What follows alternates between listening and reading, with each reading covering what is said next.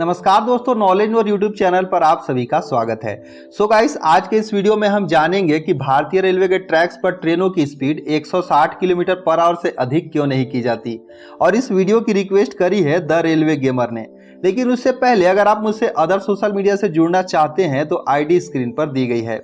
दोस्तों, ये वर्ड अक्सर आपने सुना होगा कि भारतीय रेलवे में ट्रेनों की स्पीड 160 किलोमीटर पर आवर से अधिक नहीं की जा सकती, लेकिन भारतीय रेलवे में वेब 5 जैसे लोकोमोटिव हैं जो कि 200 किलोमीटर पर आवर तक चलने में सक्षम है। ट्रेन 18 जैसे रोलिंग स्टॉक है जो कि 180 किलोमीटर या 200 किलोमीटर पर आवर तक चलने में सक्षम है।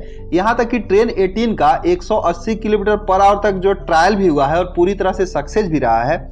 इसके बाद भी ट्रेनों की स्पीड 160 किलोमीटर पर आवर से अधिक नहीं की जा रही है। इसके कई सारे फैक्टर हैं जिसे हम एक एक कर जानते हैं।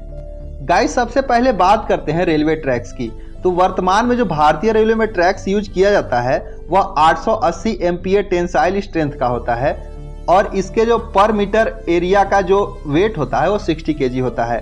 और अगर इसका कंपेयर हम विदेशों से करें तो विदेशों में भी इसी टेंसाइल स्ट्रेंथ का रेलवे ट्रैक्स यूज किए जाते हैं, जहां पर 200 या 220 किलोमीटर पर आवर तक ट्रेनें चलती हैं।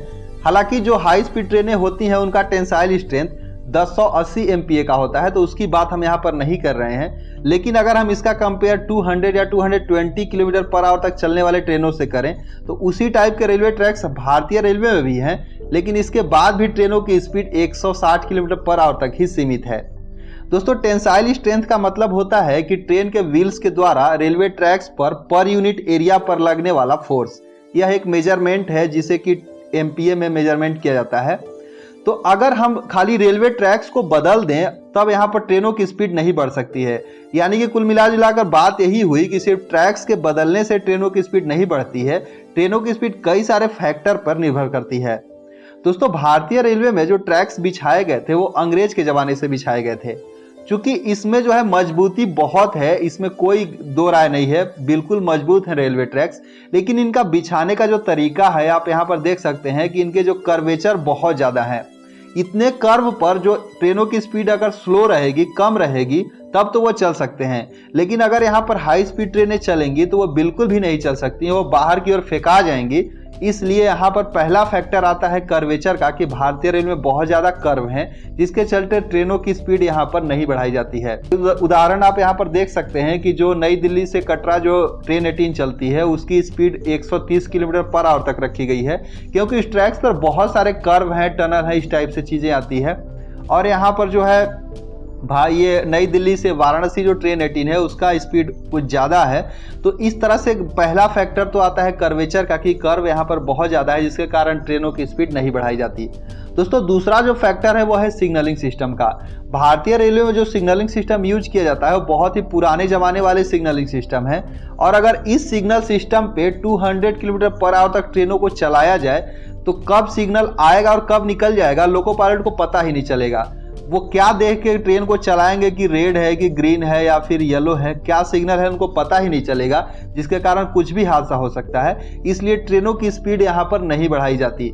दोस्तों, जो हाई स्पीड ट्रेनें चलती हैं उन पे TPWCS जो यूरोपियन कंट्री का सिग्नलिंग सिस्टम यूज किया जाता है, जो कि बहुत ही हाई टेक्नोलॉजी वाले होते हैं। उसमें होता क्या है कि लोकोमोटिव के अंदर एक डिवाइस लगा होता है और सिग्नल जहां होता है उसके ट्रैक्स के नीचे एक डिवाइस होता है। जैसे ही जो सिग्नल आने वाला होता है लोको पायलट को पता चल जाता है कि ये सिग्नल आने वाला है। अगर आगे सिग्नल रेड है तो ऑटोमेटिक ब्रेक अप्लाई हो जाती है। तो इस तरह से जो है वो सिग्नलिंग सिस्टम काम करते हैं, जिसके कारण लोको पायलट एकदम आसानी से जो है पूरी रफ्तार में ट्रेन को चलाते हैं।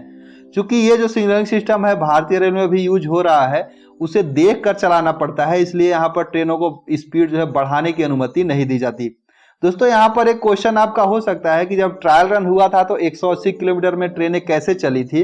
तो उस टाइम ट्रैक्स पूरी तरह से क्लियर थे, सिग्नल पूरा ग्रीन था, वहां पर ऐसा कुछ भी नहीं देखना था, बस लोको पायलट को सीधे चलना था। इसलिए जो है ट्रेनों की स्पीड वहां पर 180 किलोमीटर पर आवर तक उनका ट्रायल हुआ था। लेकिन प्रैक्टिकली अगर देखा जाए या फिर कॉमर्शियली ऐसा कर पाना पॉसिबल नहीं है।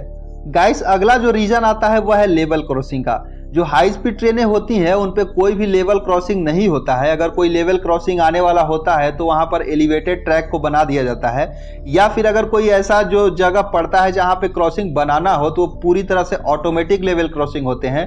ट्रेन के आने के पहले जो है ऑटोमेटिक गेट बंद हो जाएगा और जैसे ही ट्रेन जाएगी खुल जाएगा। तो इस तरह से जो है लेवल क्रॉसिंग वहां पर यूज किया जाता है, जिसके कारण यहाँ पर ट्रेनों की स्पीड बढ़ाई जाती है। इसके बाद जो अगला फैक्टर आता है वो है डेडिकेटेड ट्रैक्स का न होना। यानी कि अभी जो भारतीय रेलवे में ट्रैक्स हैं वहां पर जो पैसेंजर ट्रेनें हैं या फिर गुड्स ट्रेनें हैं दोनों एक ही ट्रैक्स पर चलती हैं, जिसके कारण गुड्स ट्रेनों की स्पीड तो कम होती है और उसके चलते पैसेंजर ट्रेनों की स्पीड को कम रखना पड़ता है, क्योंकि आगे जाकर वो टकरा न जाए। तो इसलिए एक रीजन यह भी है कि ट्रैक्स यहाँ डेडिकेटेड नहीं है गुड्स के लिए या पैसेंजर के लिए, जिसके कारण यहाँ पर ट्रेनों की स्पीड को ज्यादा नहीं किया जा सकता। दोस्तों अगला जो रीजन है वो है ट्रैक फेंसिंग का। यानी कि यहाँ पर देख सकते हैं विदेशों में जिस तरह से हाई स्पीड ट्रेनें चलती हैं उनके ट्रैक्स के किनारे पूरी तरह से बाउंड्री वाल होता है, उसमें कोई भी पशु या फिर कोई ऐसे लोग नहीं आ सकते अंदर में। इसी तरह से अगर हाई स्पीड ट्रेनों को चलाना हो तो ट्रैक्स के दोनों ओर दीवार खड़ा करना पड़ेगा, जिसके कारण पूरी तरह से ट्रेन सुरक्षित तरीके से चल सके। वर्तमान में भारतीय रेलवे में ऐसे कहीं भी ट्रैक्स नहीं है, जिसके कारण यहाँ पर ट्रेनों की स्पीड 160 किलोमीटर पर आवर से अधिक नहीं की जा रही है, क्योंकि अगर स्पीड बढ़ाई जाएगी तो इस तरह के ट्रैक फेंसिंग की जरूरत पड़ेगी, तभी सुरक्षित तरीके से यहाँ पर ट्रेनें चल सकती हैं, नहीं तो कोई भी हादसा हो सकता है। दोस्तों अगला जो रीजन आता है वह है लोकोमोटिव के एरोडायनामिक का ना होना। अभी जो वर्तमान में लोकोमोटिव की शेप है उसको अगर हाई स्पीड में चलाया जाए तो उस पर एयर का दबाव इतना ज्यादा होगा कि लोकोमोटिव को ज्यादा लोड लगाना पड़ेगा, जिसके कारण वो स्पीड में चल सकेंगी। अगर इन्हें हाई स्पीड 180 या फिर ऊपर जो है या फिर 180 तक चलाया जाएगा तो इनके लोकोमोटिव के डिजाइन को चेंज किया जाएगा, तभी यह तेजी से या फिर हाई स्पीड में चल सकती हैं, क्योंकि उससे जो है लोकोमोटिव पे फोर्स कम लगेगा और ऐसा तभी कर पाना पॉसिबल है। इसीलिए अभी जो है आपने देखा है कि जो तेजस वगैरह का जो लोकोमोटिव बनाया जा रहा है उसे एरोडायनामिक लुक दिया जा रहा है, ताकि जो है इन फ्यूचर अभी ट्रेनों की स्पीड जो है ट्रैक्स वगैरह सिग्नलिंग सिस्टम में अपग्रेड करके शायद हो सकता है, रेलवे कोशिश कर रही है कि 180 किलोमीटर पर आवर तक इसे किया जाए। तो इसीलिए इस तरह का डिजाइन बनाया जा रहा है ताकि जो है अभी ट्रेनों की स्पीड बढ़ाई जा सके। तो यही कुछ फैक्टर है जिसके कारण फिलहाल जो है 160 किलोमीटर पर आवर तक ही ट्रेनों की स्पीड को सीमित रखा गया है। और अगर इन सभी चीज़ों को चेंज किया जाए, हालांकि इतनी जल्दी तो चेंज हो नहीं सकती है क्योंकि बहुत ज़्यादा इसमें पैसे लगेंगे सारी चीज़ों को मॉडिफाई करने में, लेकिन कुछ चीज़ें धीरे धीरे करके भारतीय रेलवे अपग्रेड कर रही है। तो अगर इन सारी चीज़ों को अपग्रेड कर दिया जाए तो यहाँ पर ट्रेनों की स्पीड 180 किलोमीटर या 200 किलोमीटर पर आवर तक की जा सकती है, लेकिन वर्तमान में ऐसा कर पाना पॉसिबल नहीं है। दोस्तों उम्मीद करते हैं आपको ये जानकारी पसंद आई होगी और बहुत चीज़ यहाँ पर सीखने को मिली होगी। फिर भी अगर कोई डाउट हो तो कमेंट करके जरूर लिखिएगा। इस वीडियो में बस इतना ही, मिलते हैं एक अगले वीडियो में, तब तक के लिए धन्यवाद।